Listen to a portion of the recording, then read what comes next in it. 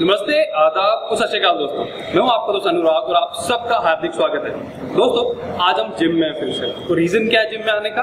क्योंकि आज हम एक ट्यूटोरियल वीडियो शूट करने वाले हैं। दोस्तों, ओवरहेड प्रेस, मिलिट्री प्रेस या फिर शोल्डर प्रेस, ये एक्सरसाइज काफी नामों से जानी जाती है, लेकिन प्रॉब्लम ये है कि लोग इसकी फॉर्म बहुत मेसअप कर देते हैं। मतलब इसको कैसे ढंग से किया जाए ताकि आप इंजर्ड ना हो और आप मैक्सिमम वेट ओवरहेड उठा सकें, आज हम देखेंगे। तो मैं आपको सिंपल एक 3 स्टेप या 4 स्टेप गाइड दिखाऊंगा जिससे आप ओवरहेड प्रेस बिल्कुल सेफली कर सकें और बहुत बढ़िया तरीके से कर सकें। तो आइए बात करते हैं इसके बारे में आज।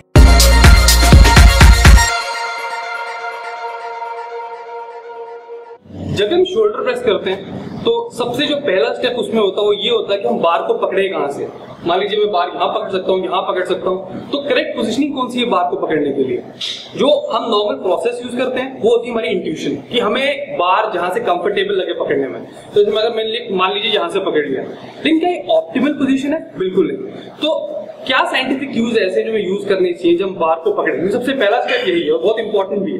तो इसका क्यू ये है कि आपकी जो फोरआर्म है, मतलब जो ये पार्ट है तो जो आपकी बार है, ये एक्चुअली आपस में इनको 90 डिग्री एंगल बनाना होता है। तो जिस पोजीशन पे 90 डिग्री एंगल बनाती हैं वो सबसे पावरफुल पोजीशन होती है आपके लिए पुश करने के लिए। तो देखिए मैं दिखाता हूँ परफेक्ट एग्जांपल्स। अगर ये ऑलमोस्ट मेरी फोरआर्म जो बार है 90 बना रहा है, तो ये काफी पावरफुल पोजीशन है। लेकिन अगर मैं ऐसे जाता हूँ तो 90 से काफी ज्यादा हो जाता है, तो ये एंगल बिल्कुल पावरफुल नहीं है। और आप अगर आप इस पोजीशन में पुश करते हैं तो ये आपको वीक बनाएगा, ये आपको उतना वेट प्रेस करने नहीं देगा जितना आप कर सकते हैं। तो पहला स्टेप मैं यूज कैसे करूं? देखा मेरी फोरआर्म्स कहां जाती है, 90 डिग्री एंगल बनाया मैंने बार के साथ, पोजीशन में आया, एक स्टेप पीछे,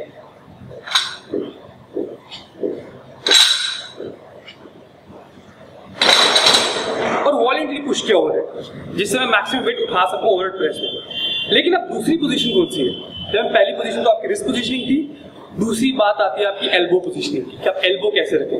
अब एल्बो पोजीशनिंग ये भी एक बहुत ही कॉमन एरर है। अब नॉर्मली हम एल्बो, मान लीजिए ये साइड पोज है मेरा, जब मैं ओवर प्रेस करता हूँ तो एल्बो मेरी यहाँ होगी या यहाँ होगी या फिर यहाँ होगी। तो ये प्रॉपर पुशनिंग नहीं देता। अगर जब आपको ओवर प्रेस पुश करना है, आपको एक प्लेटफॉर्म चाहिए जिससे आप पुश कर सको अच्छे से। क्या पोजीशन चाहिए?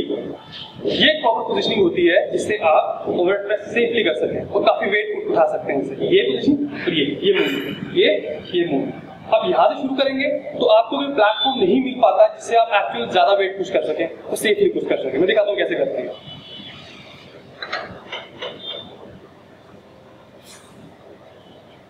पहला क्यू यूज किया, मेरी फोरआर्म्स 90 डिग्री है बार के, दूसरा मेरी एल्बोज देखिए यहाँ पे, प्लेटफॉर्म बनाया,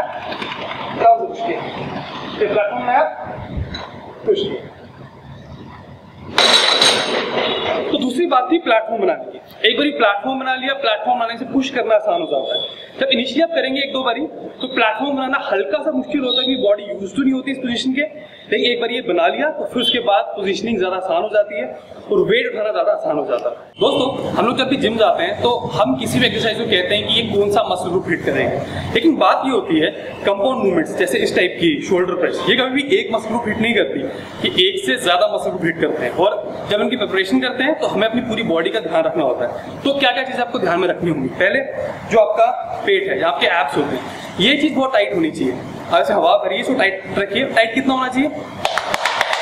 इतना टाइट, क्योंकि अगर जब आप ओवरहेड प्रेस वेट ऊपर प्रेस करेंगे तो आपकी जो लोअर बैक है वो थोड़ी वल्नरेबल पोजीशन में होती है। तो आपकी लोअर बैक को बचाता कौन है?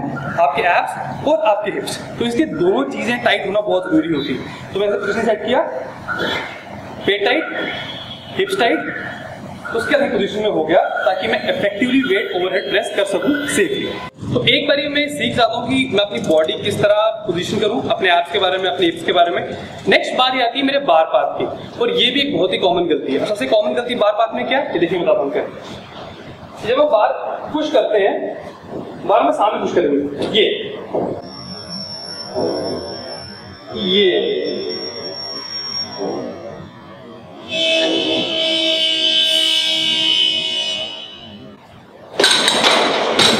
ये गलत तरीका है बार पाथ का।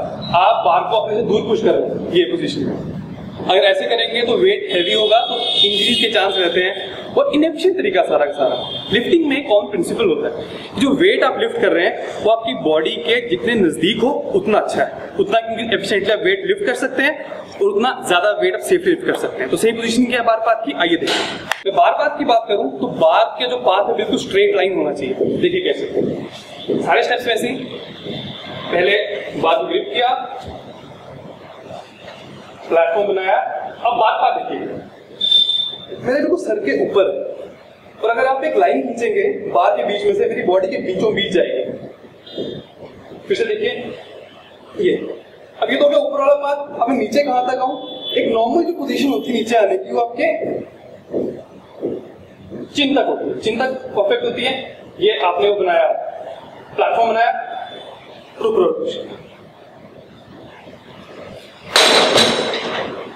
दोस्तों को फिर समराइज करते हैं। हमने सीखा क्या आज? सबसे पहले आपकी पोजीशनिंग, आपकी फोरआर्म 90 डिग्री पे होना चाहिए आपके बार के। दूसरी बात ये है कि आपको एक प्लेटफॉर्म बनाना है जिसके ऊपर से आप बार लिफ्ट कर सको। तीसरा ये है कि आपका जो बार पाथ है वो ऐसे नहीं होना चाहिए जो कि काफी लोगों का होता है, आपका बार पाथ स्ट्रेट होना चाहिए, आपके सर के ऊपर जाना चाहिए। चौथा, आपके जो एब्स हैं, आपके एब्डोमेन इनको टाइट रखिए क्योंकि हैवी लिफ्टिंग के टाइम पे ये आपके लोअर बैक को सपोर्ट करेंगे। और पांचवा टिप ये है कि आपकी जो टांगे हैं, आपकी जो हिप्स हैं, ये सारा पार्ट टाइट होना चाहिए। और जब आप वर्कआउट कर रहे हैं, इस टाइप की एक्सरसाइज कर रहे हैं, ढीले बिल्कुल नहीं होना चाहिए। क्योंकि मान लीजिए ऐसे कर रहे हैं, बिल्कुल मतलब आपकी पूरी बॉडी टाइट होनी चाहिए, आपके शोल्डर प्लेट्स टाइट होने चाहिए, उसके बाद लिफ्टिंग के लिए गए तो प्रॉपर लिफ्ट एग्जीक्यूट कर सको। दोस्तों ये सिंपल 5 टिप्स थे, आप ट्राई कीजिए। आपका ओवरहेड प्रेस अगर अच्छा नहीं है तो इससे जरूर अच्छा होगा, और मुझे फीडबैक दीजिए वो कैसा लगा। So thank you so much for watching, see you next time, till then bye bye.